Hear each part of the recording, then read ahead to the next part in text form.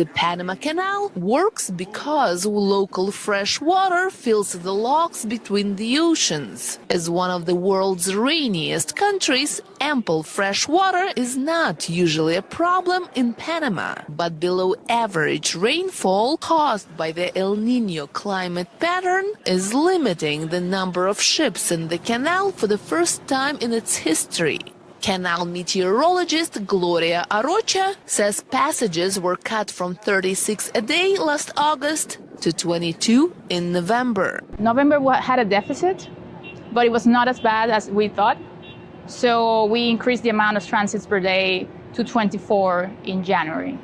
And that's what the restriction is right now. We'll have to wait until April, May, and the first rainfalls before we decide if we change that into a larger number or a lower number. Authorities estimate that low water levels reducing ship traffic could cost Panama as much as $200 million in lost revenue compared with the previous year. That drop is also being felt locally. Ray Sanchez owns a scuba shop on the Caribbean coast. He says business is down at least 50%.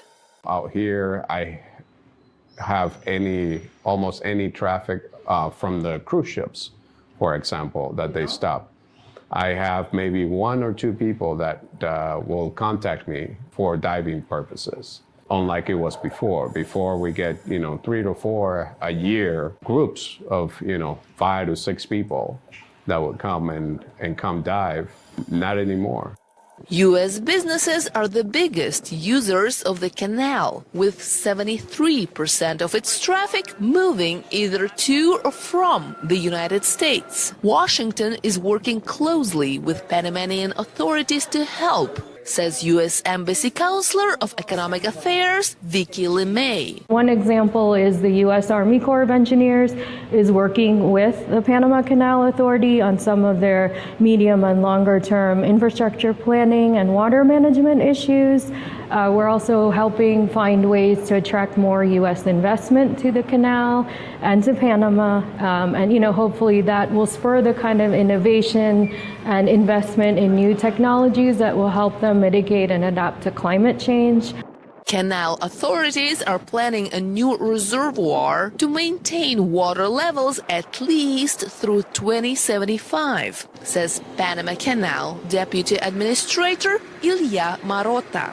We'll definitely continue looking at other options, other alternatives of saving water and so forth, because, we got to remain a vital route for forever. Panama Canal has proven how important it is in over 100 years, and we see that this year our clients really, really want to come by. We just don't have enough space for everybody. As part of getting back to full capacity, authorities this year appointed the Panama Canal's first chief sustainability officer to create a more robust strategy to address climate change and make canal operations carbon neutral by 2030. Genia Dulot, VOA News at the Panama Canal.